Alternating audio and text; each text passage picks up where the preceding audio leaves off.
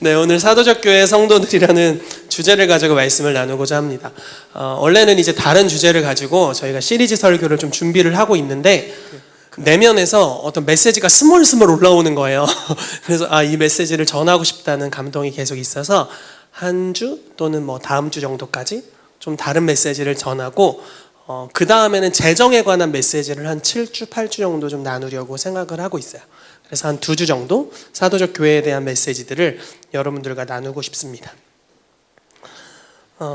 제가 고민했던 고민은 이겁니다. 저희 교회가 사도적 교회로 가고 있고 뭐 맞다고 생각해요. 근데 이제 사도적 교회라고 하면은 뭐 정렬, 지난주에 홍정신 목사님께서 정렬이라는 중요한 주제에 대해서 말씀을 나눠주셨잖아요.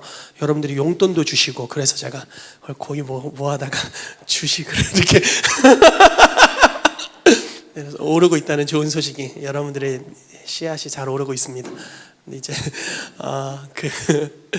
그런데 정렬이 너무 중요한 주제라서, 근데 우리가 이제 기존의 패러다임을 가지고 정렬을 생각하면 너 내 밑으로 들어와, 이런 인식을 갖기가 굉장히 쉽단 말이죠. 근데 사실 사도적 교회에서 그런 느낌이 아니에요. 그러니까 뭐 지위, 계급으로 우리가 많이 생각하고 목사님, 평신도 이런 계급으로 생각하지만 하나님의 나라는 그런 계급이 아닙니다. 관계죠. 그리고 뭐 질서에 대한 거예요. 그런데 이제 이런 생각을 하는 겁니다. 저희가 이제 사역자들이 교회에 이제 많이 있고, 이분들이 오중사역 팀장들부터 해서 여러 사역들을 막 펼쳐 나가잖아요. 그래서 뭐 어떤 사역을 하겠습니다. 어떤 사역을, 뭐 예를 들어 유튜브로 선지자팀이 예언 사역을 하겠습니다. 이렇게 해서 지난주인가 했던 것 같고, 이제 사역을 하잖아요. 그러면 이제 그 사역에 성도로서 훈련을 받고 합류해서 뭔가를 한다. 이러면 내가 사도적 교회의 성도가 되는구나. 이런 식으로 우리가 인식하기 쉽다는 거죠. 그러니까 교회에서 주최하는, 즉 중앙에서 여는 무언가를 참여해서 하는 것, 이것이 사도적 교회 성도의 모습이라고 생각하기 쉬운 것 같아요. 그런데 사실 교회는 점점 성장할 거예요. 확신이 있어요.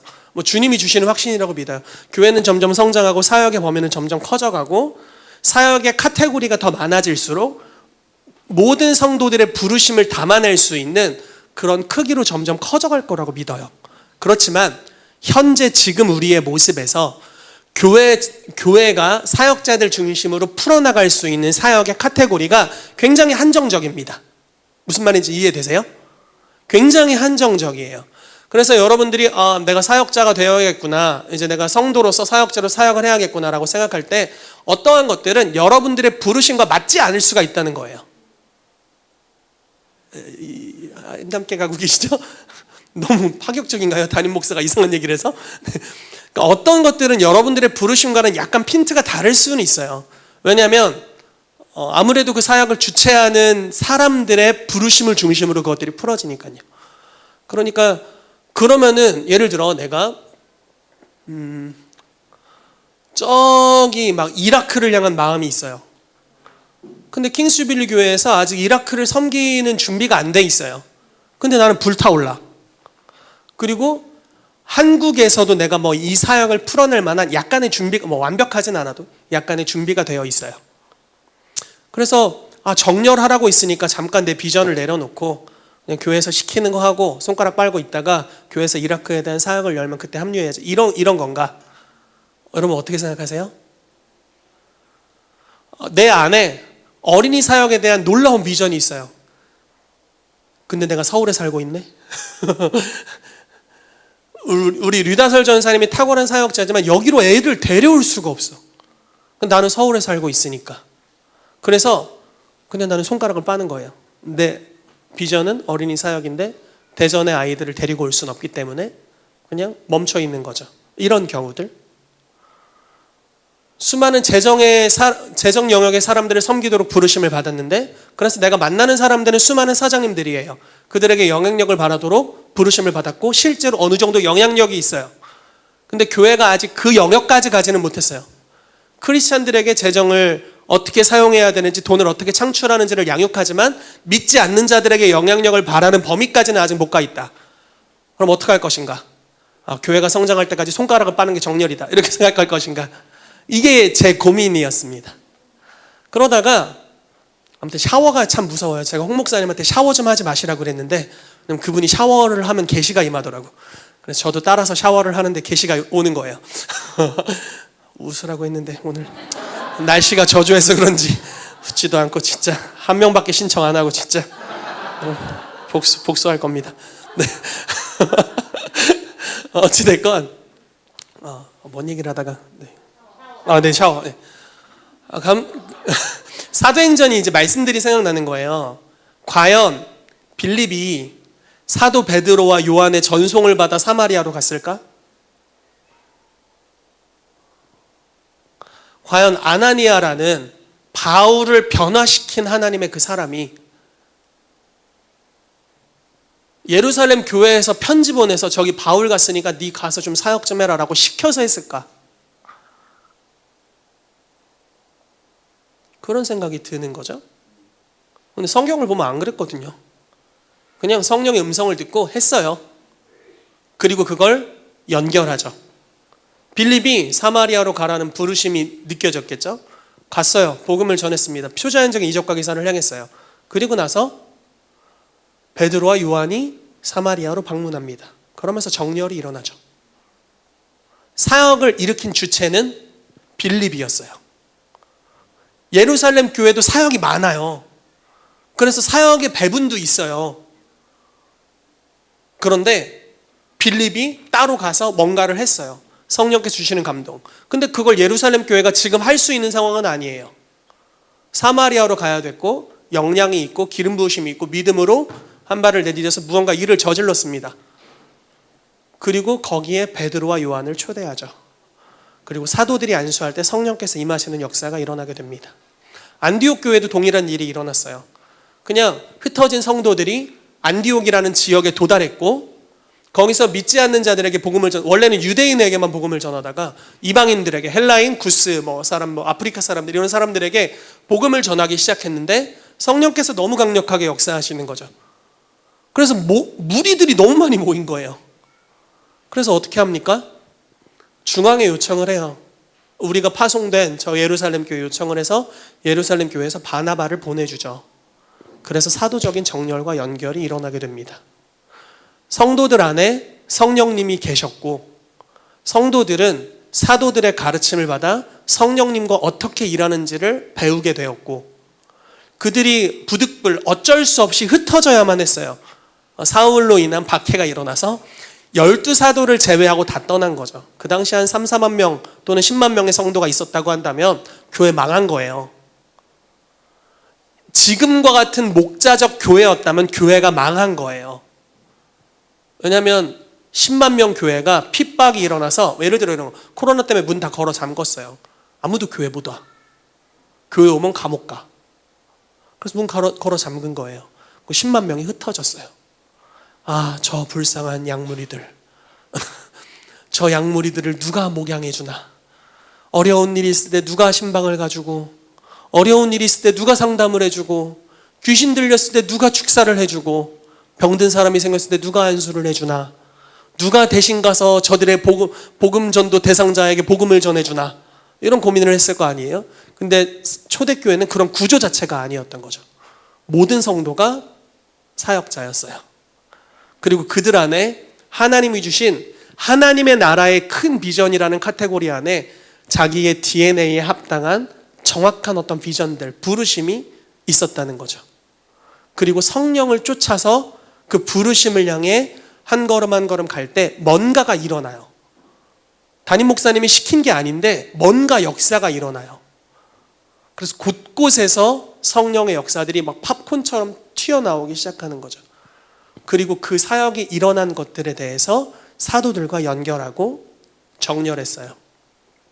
그런 방식으로 초대교회에 놀라운 부흥의 역사가 일어나게 되었다라는 겁니다.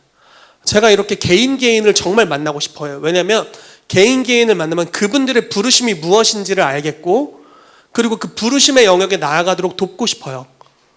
그런데 그게 고착화된 지역교회 하나만의 행정으로 감당할 수는 없어요.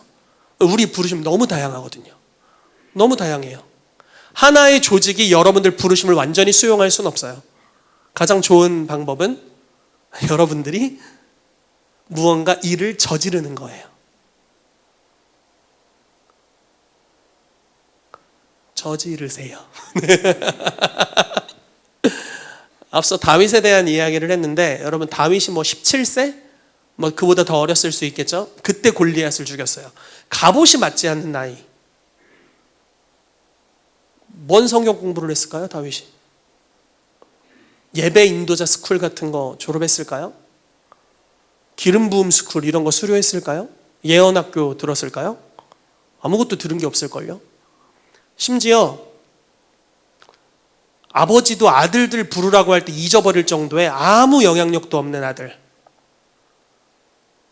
목동으로서 그냥 며칠 동안 집 나가서 양 치다가 돌아오고 요런 아들. 근데 그 아들의 중심에 뭔가 특별한 것이 있었죠. 하나님을 의뢰하는 것, 만군의 여호와의 이름을 의지하고 사자와 곰으로부터 주님이 나를 건지실 거라는 것을 신뢰했고, 별로 영향도 없는데 그냥 육체적으로는 영향이 별로 없어요. 필살기 하나가 돌 던지기 뭐 이런 거. 이게 무슨 이력서에 쓸만한 내용은 아니잖아요. 대기업 면접을 갔는데 돌을 잘 던집니다. 뭐 전혀 이런 게 아니잖아요. 근데 여호와를 의뢰할 줄 알았고, 그것이 이 사람의 핵심적인, 그것이 다른 사람들과 이 사람을 비교해주는, 완전히 다른 존재로서 살게 해주는 역할을 했죠. 주님이 바울에게 네가 약할 때 내가 강함이라 이렇게 말씀하신 게 꼭 이런 형국이 아닐까 싶습니다. 여러분들은 여러분들의 부르심을 위한 모든 자원을 받았어요. 예수님이 대가를 지불하셨고 성령님께서 여러분들 안에 계십니다. 그래서 지금 믿음으로 한 걸음을 내디디면 무언가를 하기 시작할 수 있어요. 단지 막는 것은 우리 안에 안 된다는 생각들이죠. 주님은 그것을 가르쳐 너희가 가나안 땅을 정복할 때 만약에 정복하지 않으면 그것이 너희의 평생의 옆구리에 가시와 찔레가 돼서 너희를 괴롭힐 것이다, 이렇게 말씀하셨어요. 이스라엘 백성이 전체가 여호수아를 중심으로 정복 전쟁을 하다가 이제 여호수아가 늙었어요. 정복 전쟁을 더 이상 수행할 수 없는 나이가 됐습니다. 주님이 이렇게 말씀하시는 거예요. 제비를 뽑아라. 그래서 저 보세요. 설교가 지금 전혀 다른 방향으로 가고 있는데 이러다 이 본문을 그대로 다음 주에 가져올 수도 있어요. 여러분들이 다 안 웃어서 그래요. 사도팀에 신청을 안 해서 이게 복수야, 복수. 오늘 저조해서 그래. 성님 인도하시는 거라고 믿습니다. 자, 여호수아가 전체 군대를 이끌고 어느 정도는 정복을 했어요. 근데 다 정복하진 않아요. 이해되시죠? 여호수아서를 읽어보면 그런 스토리가 나오잖아요. 남은 땅들이 굉장히 많이 있어요. 어떻게 하나요? 제비 뽑아라, 지파별로. 그 니네가 전쟁해. 이게 여호수아서의 결론이고, 정복하지 못한 영역에 대한 싸움이 사사기에 이어지고 왕정시대로 들어가면서 다윗 때 걸 다 정복해버리는 역사가 일어나죠. 어디를 갔는데 철병거가 있고 막 끝까지 버텨. 쟤네가 도망가지도 막 않고 막 끝까지 싸우는 거예요. 그래서 여러 피해가 이스라엘 백성에게 생기는 거죠. 막 죽는 사람도 생기고 어려움도 당하고 영적 전쟁이 심한 거예요. 실제 전쟁이니까. 그러니까 그래, 여기까지는 내 욕심이었나 봐. 난 아직 그거에 준비 안 됐나 봐 하고 물러나요. 그리고 지도를 이제 그려요. 그래, 하나님은 여기까지라고 했는데 진짜 해보니까 여기까지네. 이렇게 지도를 그려요. 그리고 요만큼 가시가 생기죠. 그래서 정복을 하지 못해요. 근데 다윗은 마인드가 달라요. 대적이 쳐들어왔잖아요. 저 할례 받지 못한 블레셋 사람이 하나님의 군대를 모욕하는도다. 내가 가겠습니다. 너는 칼과 단창으로 나에게 오지만 나는 만군의 여호와의 이름으로 너에게 가노라. 그래서 그냥 싸워서 이깁니다. 다윗은 어디를 가든지 지혜롭게 행했고 어디를 가든지 다 이겼어요. 그 사람의 마음 자체에 가시와 찔레가 없어요. 하나님이 붙이시면 모든 게 가능하다라고 믿고 있어요. 하나님이 허락하시면 그냥 다 돼요. 이 사람은 내가 갑옷을 입을 줄 알든 못하든 칼을 들고 싸울 줄 알든 못하든 나는 이 돌 하나를 가지고도 적장에 대장을 무찌를 수 있어요. 왜냐하면 나의 육체적으로 갖추어진 것은 전쟁의 승리의 조건이 아니에요. 전쟁은 여호와께 속한 것이니. 아멘. 그래서 그런 믿음을 가지고 한 걸음 한 걸음 가는 거죠. 그렇게 했을 때 약속의 땅 전체를 다 정복할 수 있었어요. 여기 놀라운 비밀이 있다고 믿습니다. 사도적 교회를 표방하고 우리가 가고 있죠. 사도적 교회는요, 모든 성도를 사역자로 무장시켜서 여기서 우주로 발사해 버리는 거예요. 여기서 로켓을 쏘아 올리는 거예요. 여기서 뭔가 이루어지는 게 아니라 여기서 훈련시켜서 여기서 로켓을 쏴서 여러분들이 어느 궤도에 들어가게 하는 거예요. 자, 그 다음부터 여러분들의 역할이에요.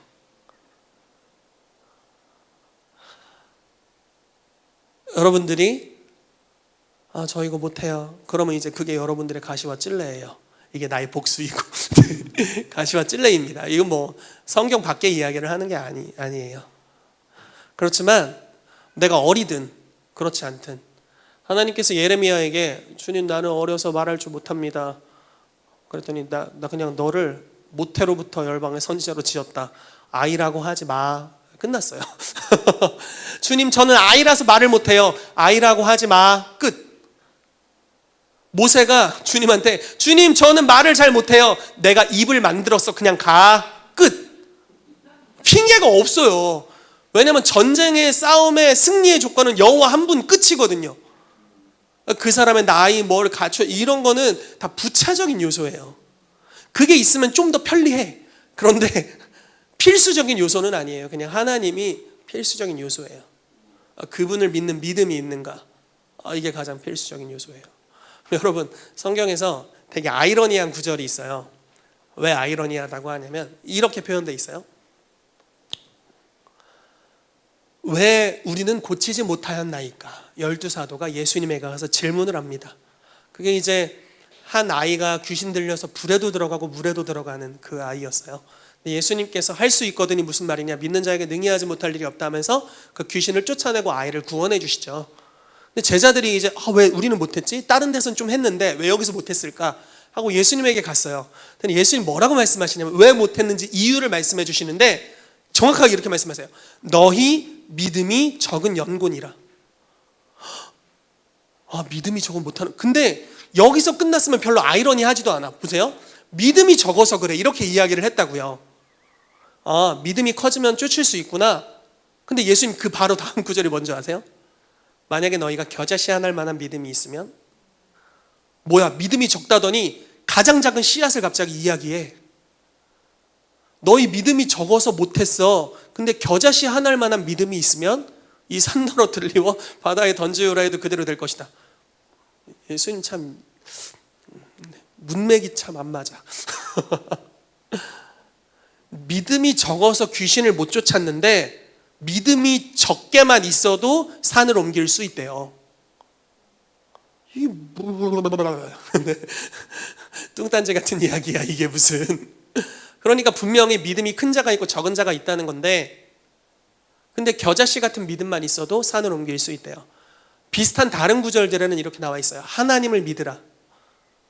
너희가 이 산더러 들리어 바다에 던지우라 하면 그대로 될 것이다. 하나님을 믿으라. 너희가 이 뽕나무 더러 뽑혀서 바다에 던지우라 하면 그대로 될 것이다. 말씀이 다 연결되어 있어요. 하나님을 믿으라 무슨 뜻이냐면 하나님의 믿음을 가지라 이런 뜻이에요. 하나님이 주신 초자연적인 믿음이 겨자씨만큼만 있어도 모든 역사를 할 수 있대요. 그러니까 믿음을 주세요 막 이렇게 노력하는 게 아니라 하나님으로부터 부여되는 아주 작은 믿음이 이 땅에서 모든 이적과 기사를 다 행할 수 있대요. 그래서 주님이 믿음을 주시면 되는 거예요. 별로 큰 문제가 아닌 거예요. 때로는 두려움이 있죠. 망설임이 있죠. 그러나 믿음은 위험 부담을 감수하는 거라고 지난번에 저희가 케빈 데드먼 목사님을 통해 말씀을 들었잖아요. 히브리서 11장 6절 말씀 말씀하시면서 믿음이 없이는 기쁘시게 하지 못하나니, 이거를 위험 부담이 없이는 기쁘시게 하지 못하나니 이렇게 해석을 하더라고요. 믿음이 없으면 하나님을 기쁘시게 할 수 없대요. 근데 하나님은 우리를 존재 자체로 기뻐하신대요. 그리고 우리를 인정하시고 우리를 사랑하신대요.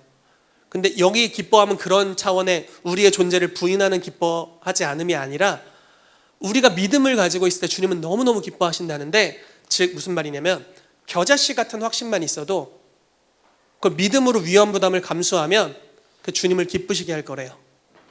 그래서 뭔가 역사가 일어나기 시작할 겁니다.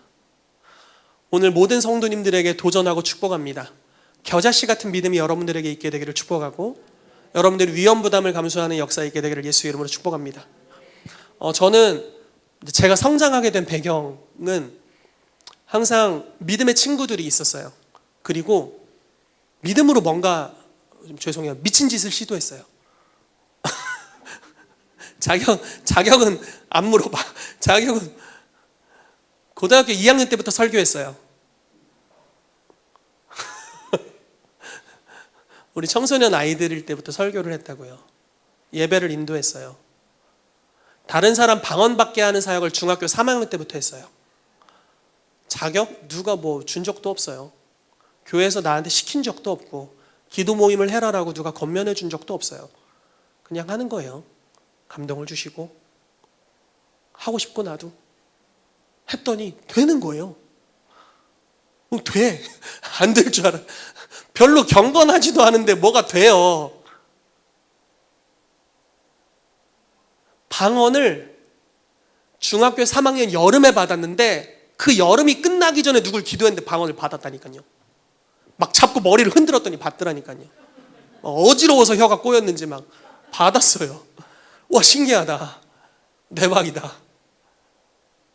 근데 그런 역사가 계속 일어나는 거예요. 지금도 일어나고 있고, 지금 좀 더 쉽게 하고, 머리를 흔들지 않고 쉽게 하고 있어요. 좀 더 쉽게. 고등학교 2학년 때 예배를 인도하는데 제 친구가 성령 세례를 받았어요. 방언, 안수도 하는데 방언을 받는 거예요. 이건 또 뭐야? 몰라. 누가 자격을 부여해 준 적이 없어요. 교회에서 시킨 적도 없어요. 죄송한 말이지만 교회 장로님이 저한테 너무 기도만 하는 거 아니니? 그러셨어요. 학생이 공부를 해야지 너무 기도만 하는 게 아니니? 그래서 제가 저 공부도 잘하는데요. 이렇게 반항심, 복수 이런 거. 아무튼 미성숙하던 시절입니다. 아무튼 그랬어요. 하나님이 감동을 주시면 어린 시절에 그냥 하는 거죠. 자격 이런 게 없어요. 겨자씨 같은 믿음만 있으면 가능해요. 하나님은 지금이 추수 때래요. 본문도 안 읽고 진짜 아들이 입원해서 며칠 잠을 제대로 못 잤더니 이성이 저리 가고 오늘도 한 2시간 자고 왔는데 어디로 갔어요, 이성이.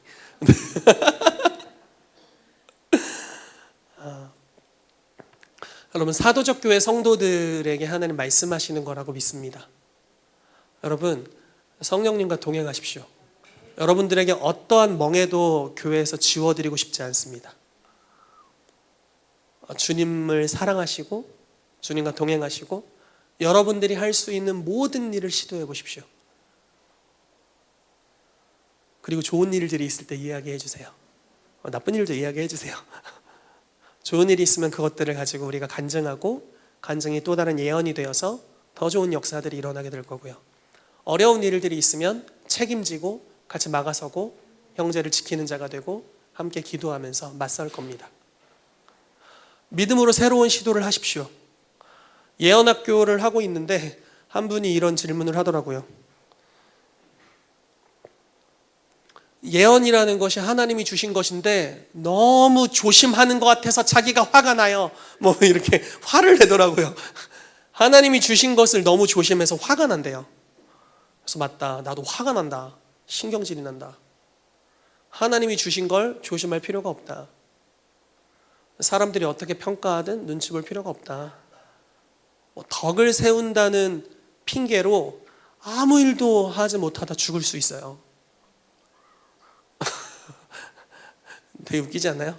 말이 너무 좋아. 덕을 세운다. 덕은 그런 사람을 세워주는 게 덕을 세우는 거죠. 네. 잘못된 비진리로 이루어진 문화를 보호해 주는 것이 덕을 세우는 게 아니라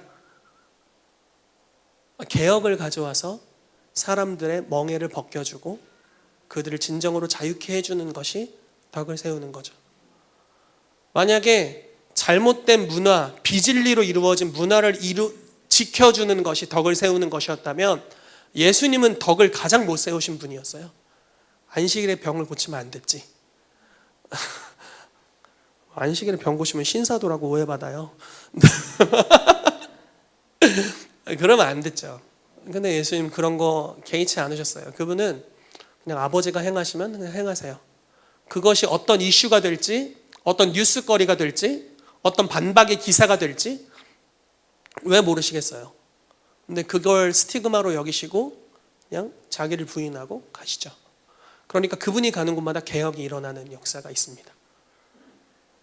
킹스빌리 교회 성도 여러분, 여러분들의 삶에 하나님이 주신 비전이 있다면 그걸 몇 년 뒤에 하는 것으로 늦추지 않게 되기를 축복합니다. 지금 당장 할 수 있는 것을 시작하십시오. 지금 당장 여러분들이 시도할 수 있는 것을 시도하십시오. 거기서 열매를 맺어야 그 다음 단계 갈 수 있는 겁니다. 다윗이 골리앗을 이겼기 때문에 그 다음 단계로 갔어요. 다윗이 쫓겼을 때 어떻게 하죠? 골리앗의 칼을 쥐고 싸우잖아요. 그가 도망자가 된 처음 제사장에게로 갔습니다. 제사장에게 내가 급하게 나오느라 무기가 없는데 무기가 있습니까? 골리앗의 칼을 줍니다. 굉장히 예언적인 상징이죠. 내가 이전에 싸웠던 그 경험이 나를 다음 단계로 인도하는 예언적인 열쇠가 되는 거예요. 삼손이 길을 가다가 사자를 만났어요. 성령의 충만함을 입고 사자의 입을 찢어버렸어요. 그리고 다음에 자기가 어떤 여정을 가는데 그 사자 입에 벌들이 막 모여있고 꿀이 막, 사자 입에 꿀이 좀 좋은 느낌은 아닌데 좋은 느낌은 아닌데 어쨌든 꿀이 있는 거예요. 그래서 그 꿀을 퍼다가 가져가서 자기도 먹고 가져갔어요. 인생에 힘든 일이 있을 때 그걸 돌파해내는 거죠. 내가 성숙하든 미성숙하든 상관없이 그걸 돌파해요. 근데 그 경험이 다음 시즌으로 갈 수 있는 밥, 양분이 됩니다. 갈렙이 말하기를 저들은 우리의 밥이라. 여리고를 밥을 삼고 아이성을 밥을 삼아서 열 왕들을 무찌르는 역사가 있어요. 이전의 영적 전쟁의 경험이 그 다음을 위한 계단이 될 수 있습니다. 준비한다고 영적 전쟁을 한 번도 하지 않으면 말라 있을 거예요. 우리의 영이 조금 많이 말라 있을 겁니다. 그래서 믿음으로 무언가를 시도하십시오. 도전하십시오. 가족의 구원을 위해 오늘은 타이밍이 아닌가? 다음 주인가? 1년 뒤인가? 이러면서 눈치를 보거나 재지 마시고 기도하시고 감동이 오시면 바로 도전하십시오. 친구의 구원을 위해 내일 모레 아니요 감동이 오시면 한 일주일 날짜 정해놓고 믿음으로 도전하세요. 주님이 가장 좋은 때를 주실 겁니다. 성령님이 우리 안에서 일하시기 시작하실 것입니다. 아멘. 갑자기 설교를 하려니 다음 주에 해야 될 것 같은 무서운 마음이 듭니다. 히브리서 11장 본문이라도 좀 읽어보시죠. 히브리서 11장 33절에서 40절까지 말씀입니다. 같이 읽어볼게요. 시작.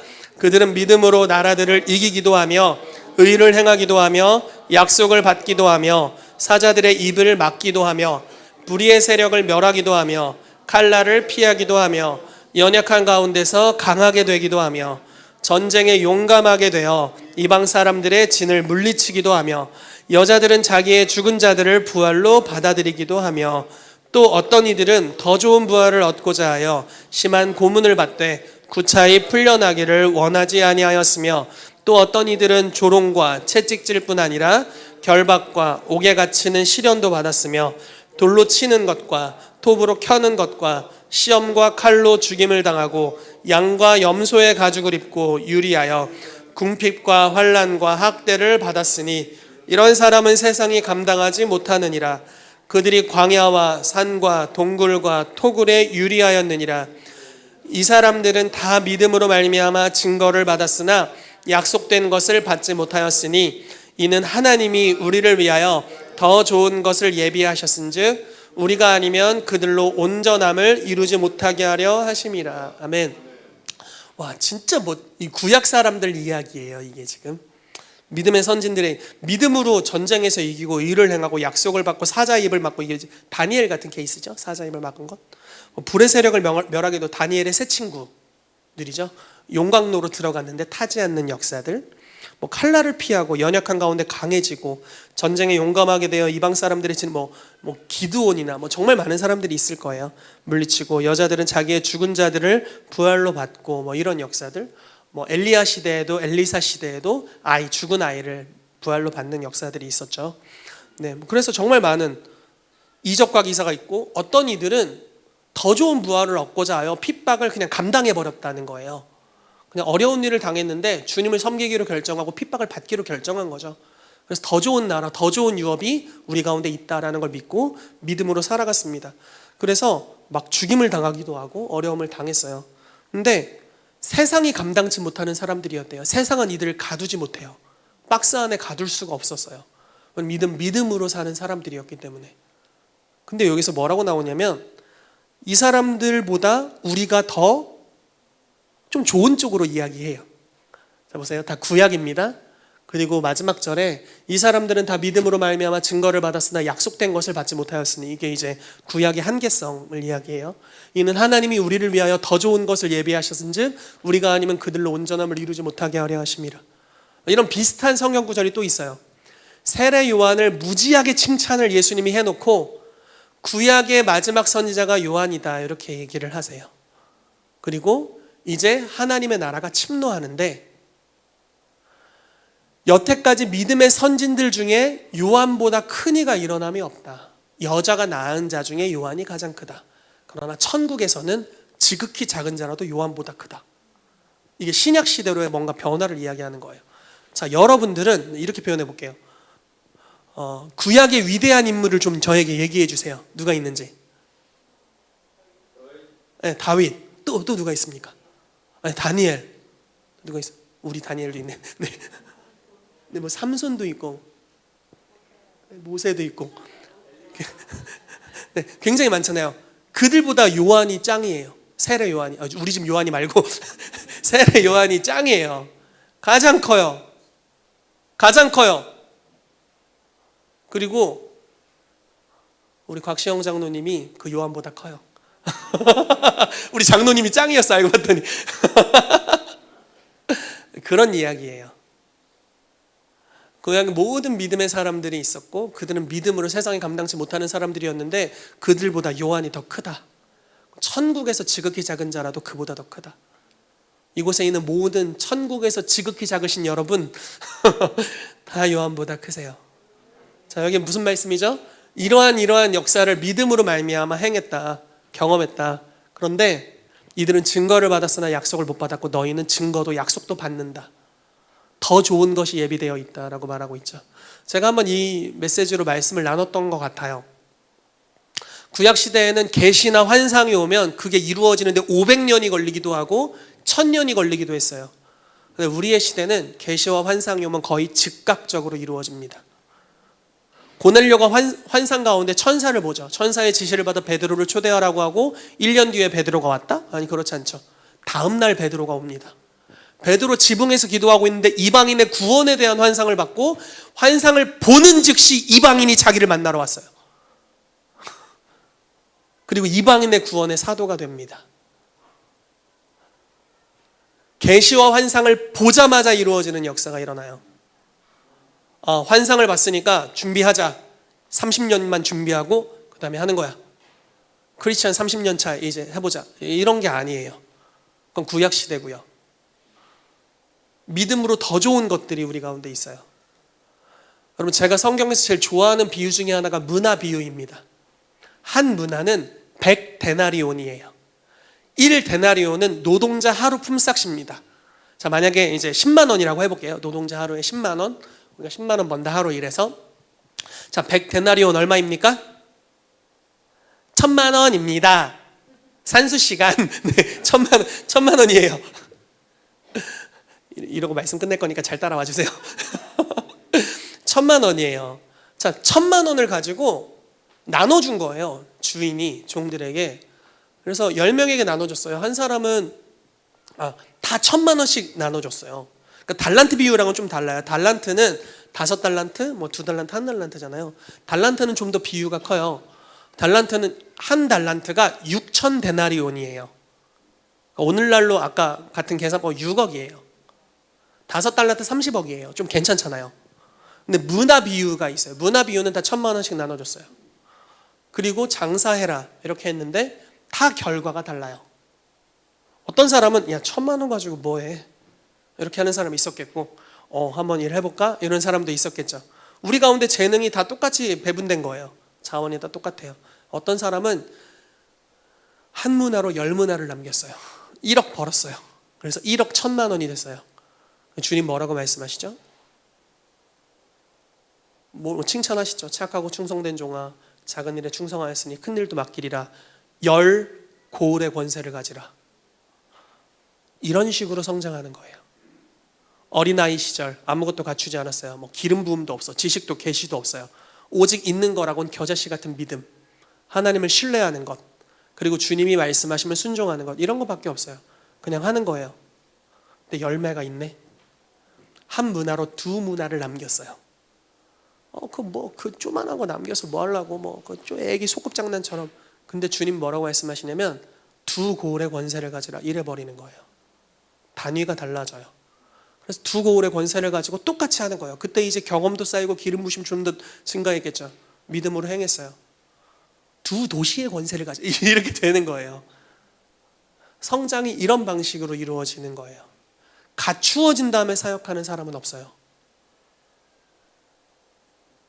예수님께서 12제자를 졸업시키지 않고 사역을 시켰어요.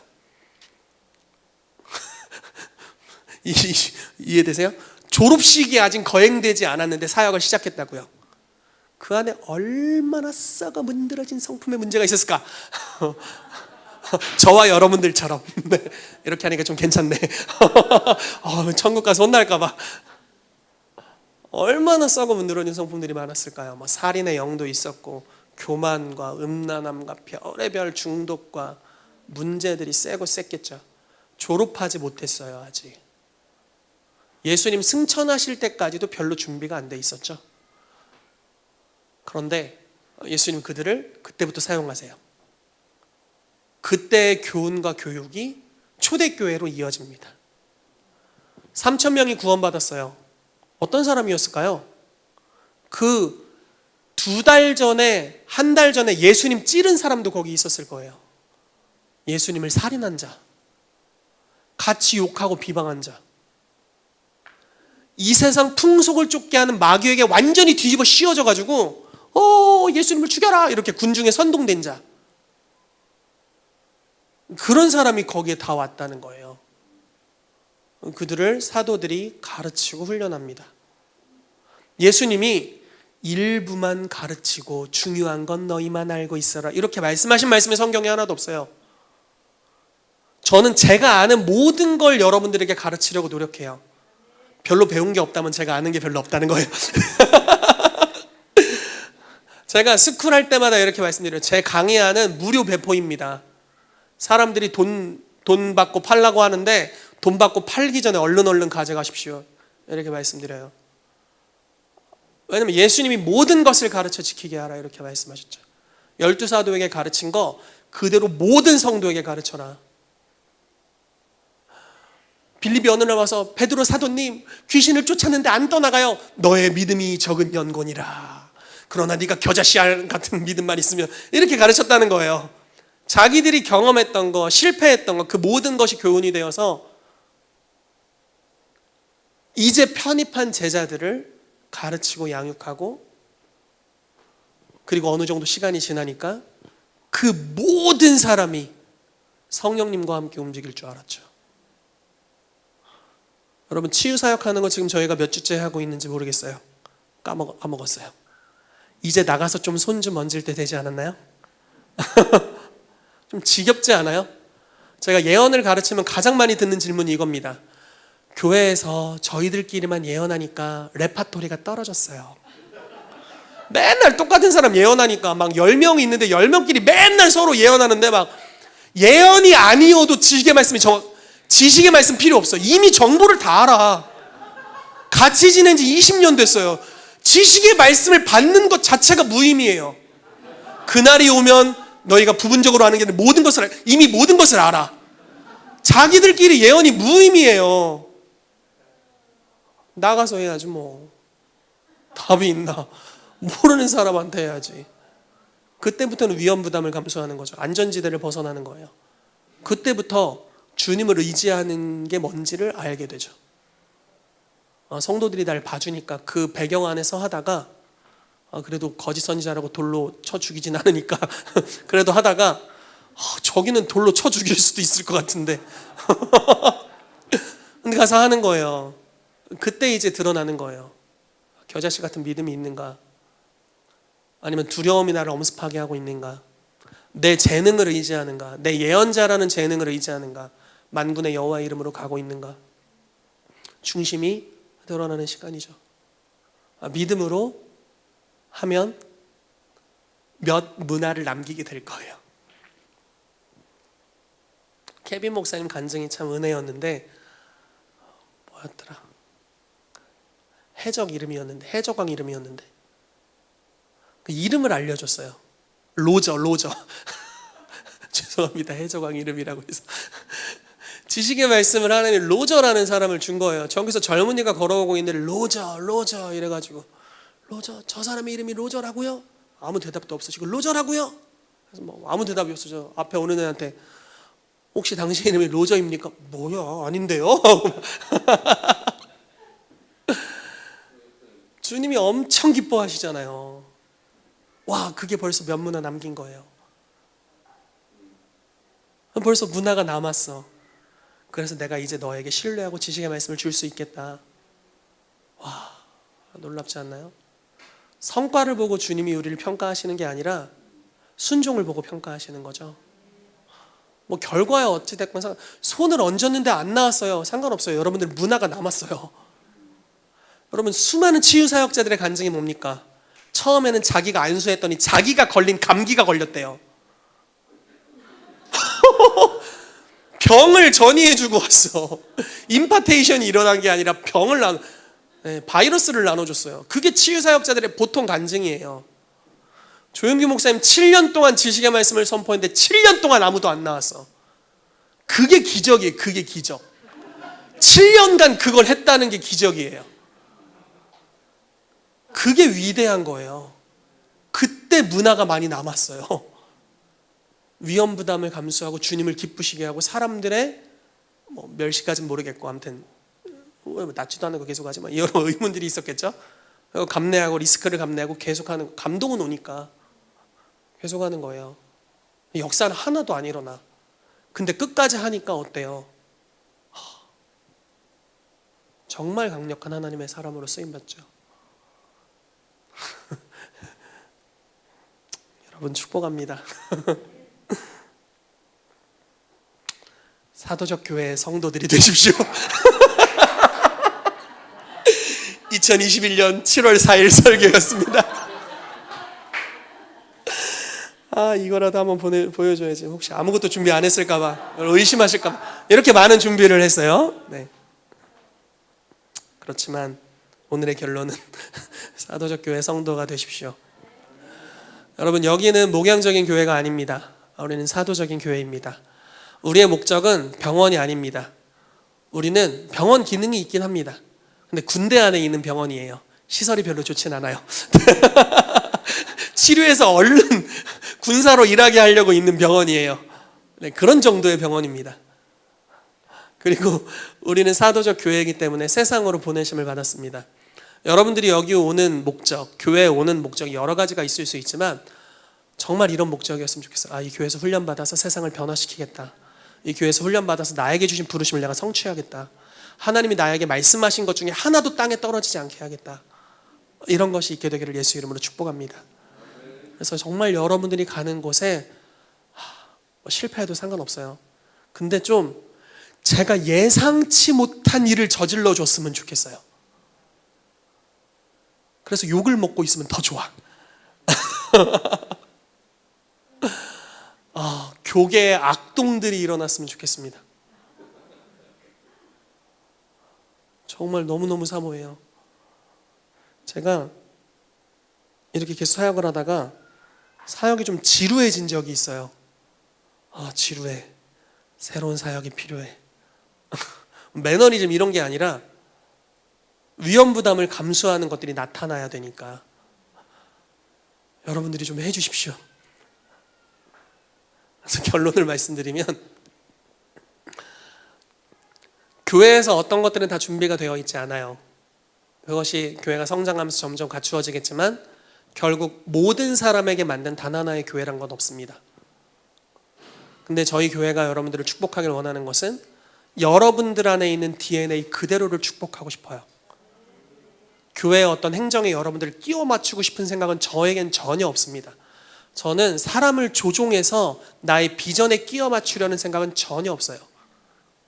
저는 그런 걸 너무너무 싫어해요. 그리고 그분 자체의 부르심이 깨어나는 걸 너무 기뻐합니다. 저의 부르심이라고 믿고요. 그래서 그분이 일을 저지르신다면 언제든지 달려가서 도와드리겠습니다. 일을 저질러 주십시오. 뭔가 위험 부담을 가지고 도전하시고 필요한 자원이 있으면 교회적으로 말씀해 주시고, 그럼 저희가 도울 수 있는 부분을 돕고 함께 하겠습니다. 사도족 교회가 이런 방식으로 진행되었습니다. 브리스길라와 아굴라가 평신도 선교사라는 이야기를 많이 하는데, 이 사람이 아볼로라는 사람을 가르쳤습니다. 아볼로는 나중에 당대의 사도라고 불리는 인물이에요. 베드로와 바울과 비견할 만한 인물이었어요. 고린도전서에 그런 구절들이 나오죠. 나는 게바에게, 나는 바울에게, 나는 아볼로에게, 이렇게 비교될 만한 탁월한 하나님의 사람이었습니다. 그들을 누가 가르쳤는 줄 아세요? 브리스길라와 아굴라, 일반적으로 우리가 분류하는 평신도 선교사들이 가르쳤습니다. 아주 탁월하게. 그걸 바울에게 허락받지 않고 가르쳤어요. 그냥 가르쳤어요. 성령 감동 주시니까. 여러분들에게 감동 주시면 집에서 성경 공부 모임 하십시오. 신천지라고 의심하지 않을게요. 물론 신천지는 꺼져. 여러분들의 감동 주시면 무엇이든지 하십시오. 여러분들 안에 주신 비전을 따라, 기름 부으심을 따라, 계시를 따라 무엇이든지 저지르십시오. 그리고 필요한 자원을 구하십시오. 그렇게 믿음으로 하나하나의 일을 저지르면서 믿음으로 위험 부담을 감수하시고 겨자씨 같은 믿음이 성장하기를 축복하고 만군의 여호와의 이름으로 나아가기를 축복하고, 여러분들이 더 많은 권세를 얻어서 결국은 여러분들의 약속하신 것들을 다 이루는 은혜가 있게 되기를 예수 이름으로 축복합니다. 같이 기도하겠습니다.